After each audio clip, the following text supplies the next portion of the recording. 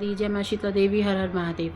जब आपके भगवान, आपके प्रभु, आपके इष्ट, आपके परमात्मा आपका साथ देते हैं ना, तो आपको कुछ तो संकेत देंगे कि हम आपके साथ हैं। जब बच्चा पैदा होता है ना, तब से ही बहुत सारी अदृश्य शक्तियाँ उसके साथ लग जाती हैं। बस फ़र्क इतना होता है कि जब वो बच्चा उस दुनिया में आने लगता है तो वो मोह माया में भटक जाता है, समाज में भटक जाता है। लेकिन जब उसको धक्के मिलने लगते हैं ना, तो उसको समझ में आता है कि कुछ तो है इस दुनिया में जो हम लोगों को चला रहा है। नहीं तो इतना दिल टूटने के बाद, इतना नुकसान होने के बाद भी हमें ऐसा क्यों फील होता है कि भाई हमें किसी ने ज़िंदा कर रखा है, कोई तो है जो हमारे दो रोटी का व्यवस्था कर रहा है। तो कुछ संकेत है जो भगवान हमें देते हैं, और इस संकेत को समझने का काम एक आध्यात्मिक पर्सन ही कर सकता है। एक आध्यात्मिक इंसान ही होता है जो इस संकेतों को समझ सकता है। अब वो संकेत क्या होते हैं? अगर आप आध्यात्मिक पर्सन हो और आप इसको पता करना चाहते हो कि भगवान हमारे साथ है या नहीं, पहली चीज़, आपकी लाइफ में दुख बहुत आएंगे, लेकिन वो दुख ना 1 या 2 दिन से ज़्यादा नहीं रहता। ठीक है, आपको लगेगा अरे पहाड़ टूट गया, अरे ये हो गया। जैसे एक साधारण मनुष्य से बात करूँ, जैसे काउंसलिंग्स भी होती हैं, जो 3D वर्ल्ड के लोग होते हैं, जब मेरी उनसे बात होती है तो मुझे उनको बहुत समझाना पड़ता है, बहुत एक्सप्लेन करना पड़ता है कि नहीं, आप जीवित हो ना, अभी आप जीवित हो, आपकी टेस्टिंग चल रही है। ऐसे ही जब आप आध्यात्मिक हो जाते हो तो आपको ये चीज़ समझ में आ जाती है कि ये मेरे प्रारब्ध हैं। दुख 1 या 2 दिन का होता है, उसका आपको सल्यूशन मिल जाता है कि क्या करना है, कोई ना कोई रास्ता निकल आता है। 2 दिन तक आप एकदम ठीक हो जाते हो, 2 दिन के बाद फिर से आप हंसने खेल खिलाने लगते हो।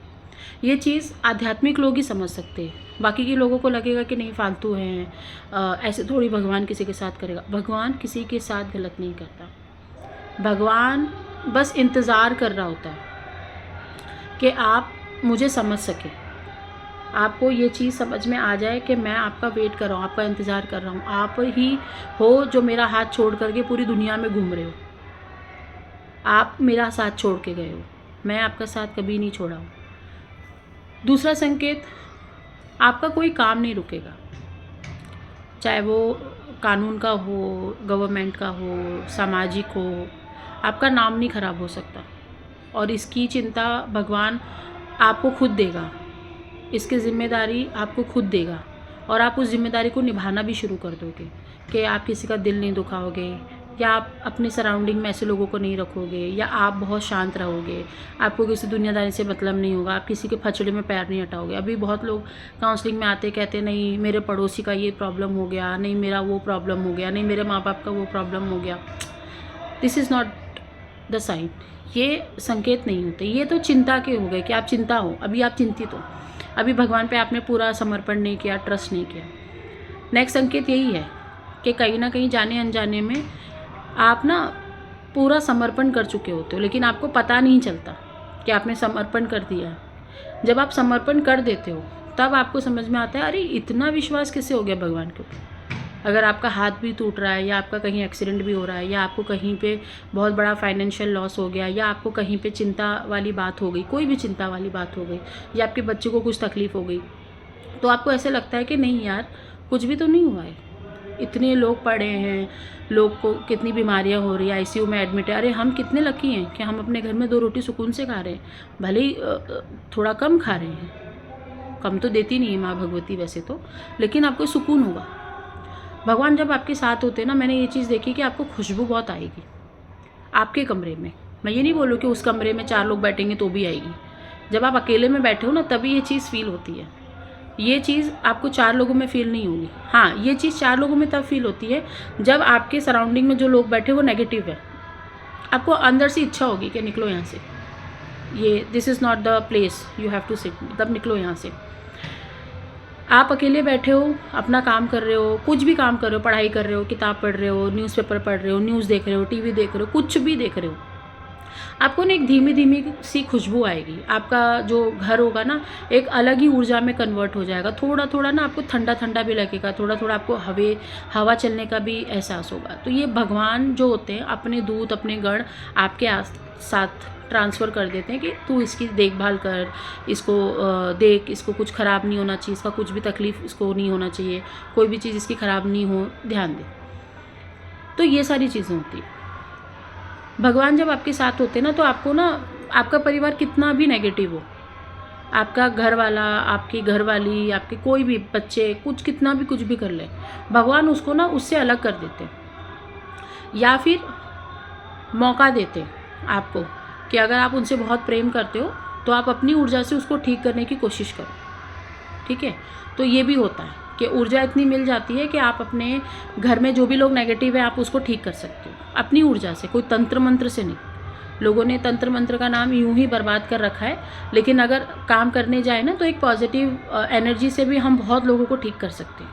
ठीक है, तंत्र मंत्र भी पॉजिटिव होता है, नेगेटिव नहीं होता, पॉजिटिव होता है, लेकिन उसको अभी गंदा कर दिया है, वैसा है नहीं वो गंदा। जब आपके भगवान आपके साथ देते हैं ना तो आपकी स्पिरिचुअल ग्रोथ बहुत ज़्यादा होती है, आपकी फाइनेंशियली ग्रोथ बहुत ज़्यादा होती है, आपका हेल्थ बहुत ज़्यादा डेवलप होने लगता है, आपका नाम बहुत ज़्यादा डेवलप होने लगता है, आप निखरने लगते हो, सुधरने लगते हो। जैसे ही भगवान आपके साथ चलने लगता है तो आपके अंदर ईगो ख़त्म हो जाता है, आपके अंदर चिंता ख़त्म हो जाती है, आपके जो आंसू लोगों के लिए निकलते थे, आपकी जो चिंताएँ लोगों के लिए व्यक्त होती थी, वो सब धीरे धीरे सब ख़त्म होने लगती है। मैं ये नहीं बोलूँगी कि आप रोना बंद कर दोगे, मैं ये नहीं बोलूँगी कि आप खाना बंद कर दोगे, मैं ये नहीं बोलूँगी कि आप हवा पानी लेना बंद कर दोगे, एज़ इट इज़ वैसे ही रहने वाले हो। लेकिन जो खुशी आप पहले महसूस नहीं करते थे ना वो अब महसूस होगी। अब आपको ऐसा लगेगा कि नहीं नहीं कुछ तो है मेरे साथ, कोई बहुत बड़ी दिव्य शक्तियाँ चल रही हैं जो मेरा ध्यान रखती हैं, मैं सोती हूँ तो मुझे प्रोटेक्ट करती हैं, मैं बुलाती हूँ तो आ जाती हैं, मैं खाना खाती हूँ तो आ जाती हैं, मैं कहीं जा रही हूँ तो मेरे साथ रहती हैं, मुझे प्रोटेक्ट करती, मुझे हार्म नहीं होने देती। तो ये ट्रस्ट आने लगता है, बिल्डअप होने लगता है। कुछ लोग होते हैं मेरे पास आते हैं, वो भी कहते हैं हमने जब से मंत्र जाप शुरू किया ना तब से हमारा नुकसान बहुत होने लग गया, जब से हमने गुरु बनाया तब से हमारा बहुत ज़्यादा नुकसान होने लग गया, जब से हमने फलाना मंदिर में चढ़ाना शुरू किया चढ़ावा तब से हमारा बहुत नुकसान। ये नुकसान नहीं होता, ये आपने क्या किया होगा, पिछले जन्म में किसी से कैरी किया होगा उतना पैसा। ठीक है, तो अभी वो चीज़ आपकी निकल रही है। ठीक है, मेरा भी आध्यात्मिक में आने से पहले लाखों रुपए का नुकसान हुआ था। ठीक है, हर किसी का होता है, हर किसी के हाथ खाली होते आध्यात्मिक में आने से पहले। तो मैंने कभी ये नहीं बोला कि माँ भगवती तूने लॉस कराया, वो था इतना कि जब जिंदा बचाया है, इतनी बुरी चीज़ों से निकाला है, तो वो कैसे नुकसान होने दे सकते। ये हमारा ही प्रारब्ध है, ये हमारे ही कर्म है। तो माँ भगवती आपके कर्म को शुद्ध कर रही हैं कि आप एकदम शुद्ध रहो अपने कर्म वाइज, और तभी तुम मेरे को पूरी तरीके से एक्सेप्ट कर पाओगे। जब हमारे बहुत ज़्यादा लॉसेस होते हैं ना, हेल्थ के, फाइनेंस के, या फैमिली के, सामाजिक से, नाम के, रुतबे के, तो हमें धक्का लगता है। जो वो धक्का लगता है ना, उसके बाद जब वो माँ भगवती देना शुरू करती है ना, तब माँ भगवती के लिए आपके अंदर बहुत ज़्यादा प्रेम उमड़ने लगता है। और ये माँ भगवती इसलिए करती हैं क्योंकि आपके प्रारब्ध में लिखा होता है, वो इसलिए नहीं करती कि आप उसके प्रति झुकाव लाओ। कोई भी गुरु, कोई भी भगवान, कोई भी देवता ये नहीं बोलेगा कि मेरे लिए झुको, वो तो खुद हाथ जोड़ के खड़े होते हैं झुक के कि भाई बोलो क्या चाहिए मुझसे। लेकिन आपको झुकाया जा रहा है। जब एक देवता, एक ईश्वर, एक परमात्मा, एक सृष्टि को चलाने वाला मालिक झुक सकता है, तो तुम तो कीड़े हो, तो तुमको किस बात का घमंड है, किस बात का। इसीलिए समर्पण बहुत ज़रूरी होता है भगवान की लाइन में। और अगर आपके अंदर उतनी कॉन्शियस लेवल है तो आप इस चीज़ को समझ जाओगे जो मैंने कहा है। इसलिए चिंता विंता छोड़ो, आने वाले समय पे ध्यान दो, अपनी स्पिरिचुअल ग्रोथ करो अच्छे से, पॉजिटिव समर्पण भाव से। जय माता दी।